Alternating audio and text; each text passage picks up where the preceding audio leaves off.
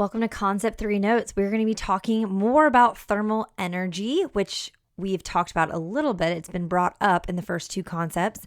But like I said, with all things related to energy, energy is such a cool concept because it connects so many things in physics and in chemistry, but it's also can be hard to simplify it. So I'm going to keep trying to do my best to make this just an introductory lesson into what thermal energy is. So for my students who we've been doing kind of the intro to physics content first and who haven't done any chemistry stuff yet with me, everything around us is made of matter, and all matter is made of tiny particles.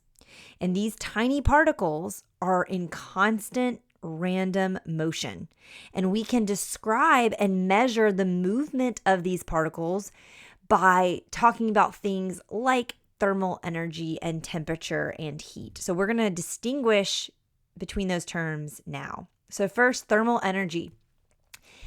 Thermal energy is the sum of the kinetic and potential energy of the particles in an object. So if you remember, in concept 2, we talked about how mechanical energy looks at all of the kinetic and potential energy of objects in a system.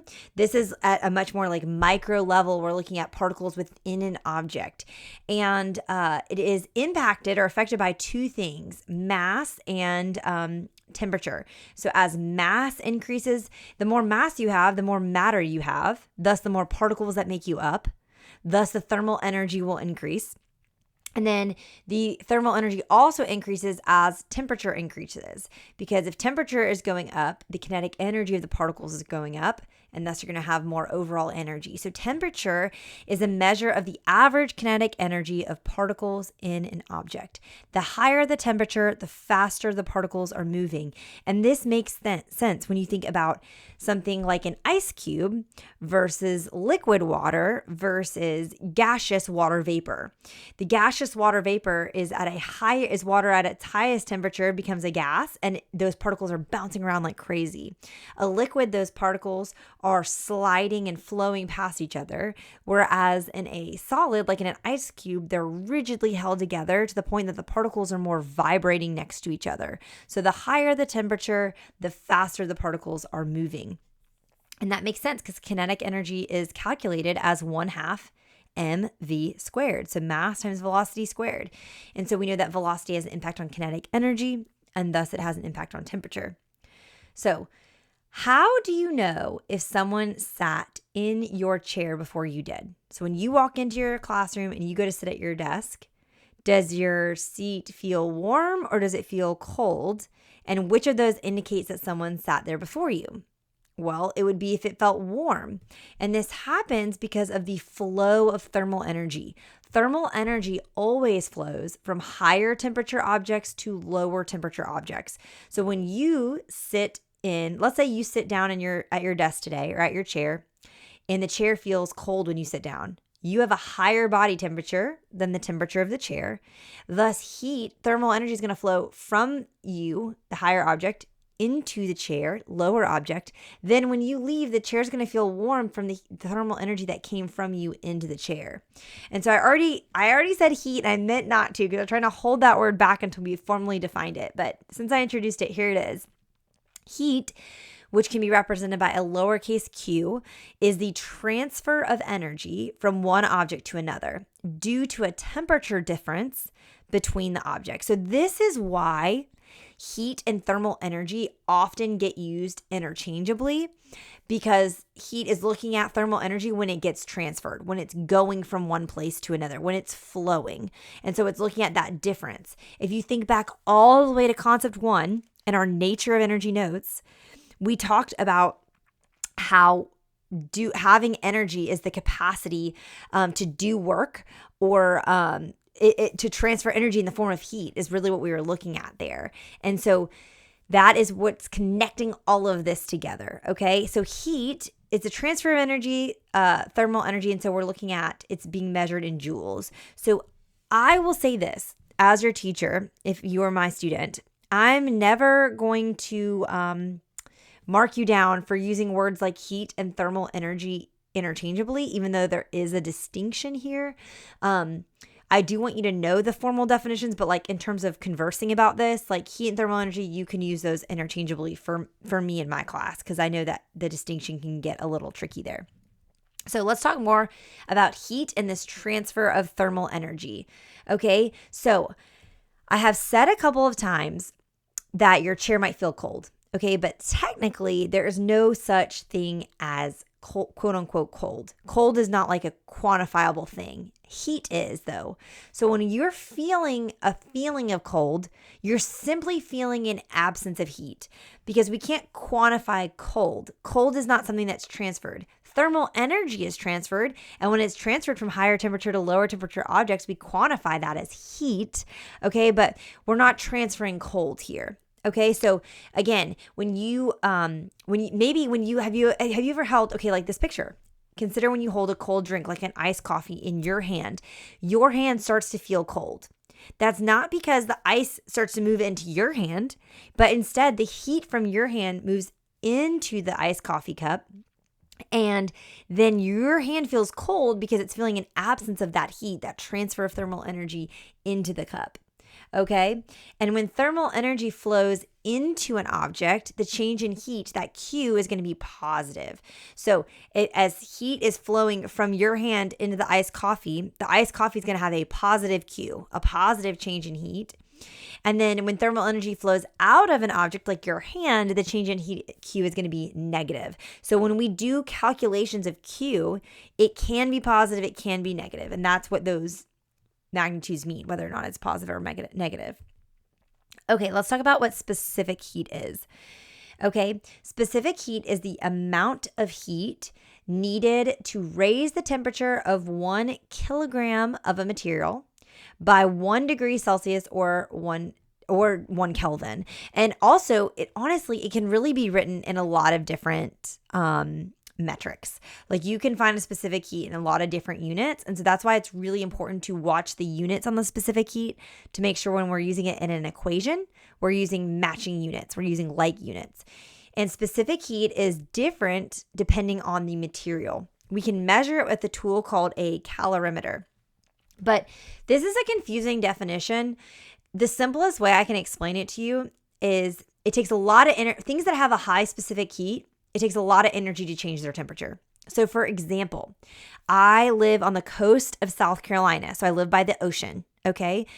A phenomenon that we all experience here on the coast of South Carolina is when we go to the beach in October, okay?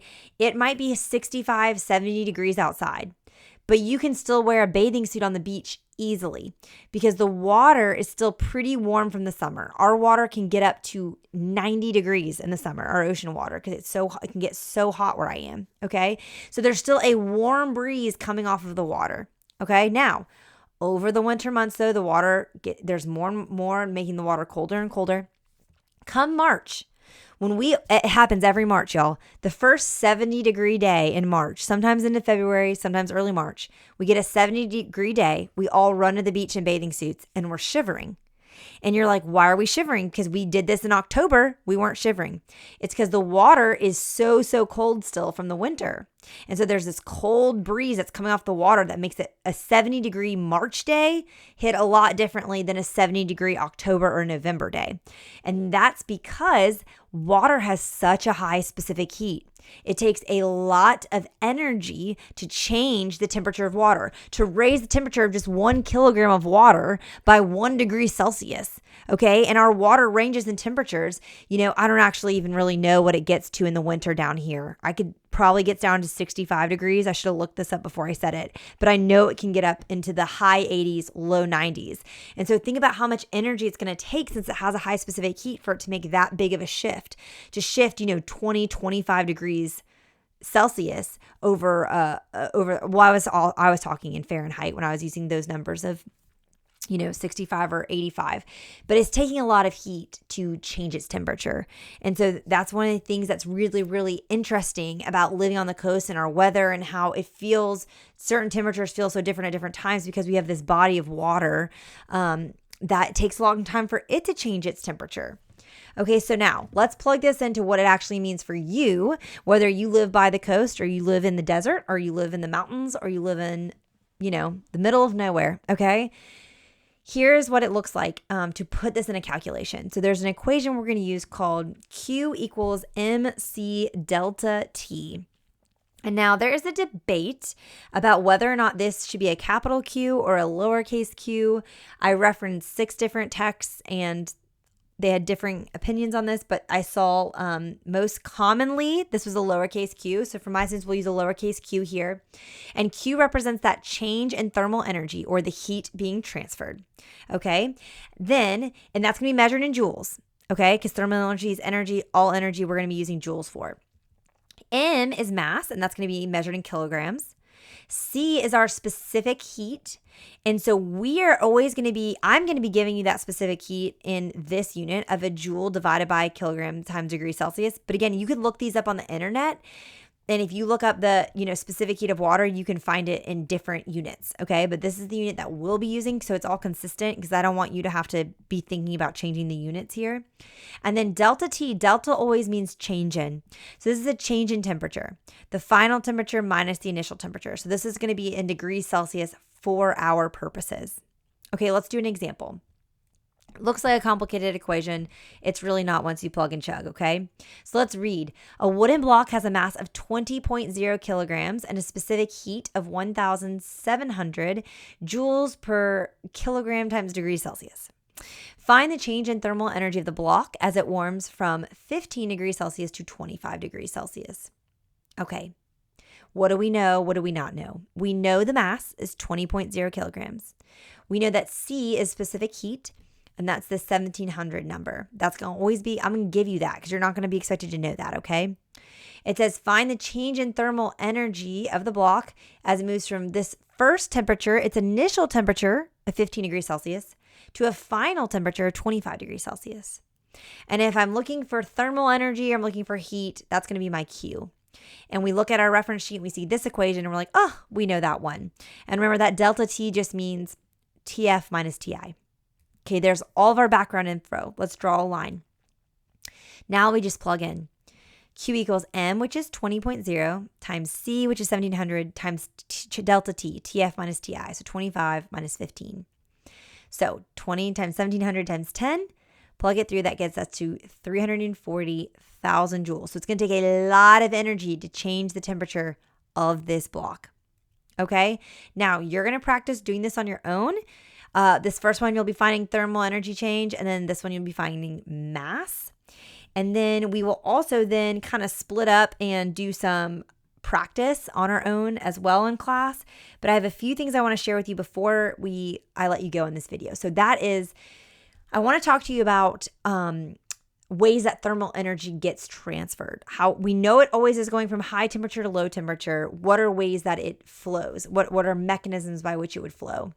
So first is conduction. This is when thermal energy gets transferred through matter by direct particle contact. Okay, it's going directly through particles.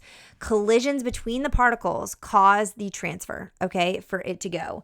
Solids are the best conductors of heat. So they're the best at doing this because their particles are the closest together. They're so close. Remember, in solids, I told you they're so close together, it's like they're vibrating, okay? That is conduction. Looking at this picture, let's say you had a metal rod and you were heating it over a flame. Your hand would eventually get burned because heat would be going from this metal rod, which is heating up in the flame, and then it would go right into your hand. That's a lower temperature. It'd go right through those metal particles into your hand particles. Okay, and that's conduction, direct contact. And there's that D in the word for direct contact. It helps you remember that. Okay, then another way it can be transferred is through convection. This is a transfer of thermal energy by the movement of heated particles. So it's not directly from one particle colliding into another, but the general movement of the particles as a whole is what's moving the thermal energy. We see this in liquids and gases because they are the most fluid. Well, they are fluid and solids are not. The particles in solids are not fluid. So currents move heat from warmer to cooler parts of a substance. Okay, so again, another distinction here. And this is what we see in this picture when you're like boiling water on the stove. The water is moving, the hot rises, the cooler water moves down, and this is how the energy gets transferred throughout the pot. In conduction, more energetic particles are colliding with less energetic particles, and that's what's causing the energy to be transferred. Whereas in convection, more energetic particles are moving from one place to another, and that's what's causing the movement or the transfer of the thermal energy. And then lastly, a third way that thermal energy gets transferred is through radiation. And this is transferring of energy by electromagnetic waves. Okay. Energy transferred by radiation is often referred to as radiant energy because it's coming from, light. These waves can travel through space, not just matter. And that's the distinction here. Okay. So in conduction, we talked about particles colliding. In convection, we talked about particles moving. In radiation, we're not talking about particles. They don't have to go through particles because they can just go through space, okay?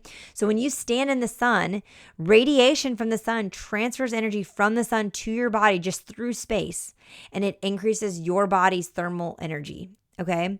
This occurs fastest in gases because it can just go right through them as opposed to solids, which the particles are really close together. Gases are really far apart.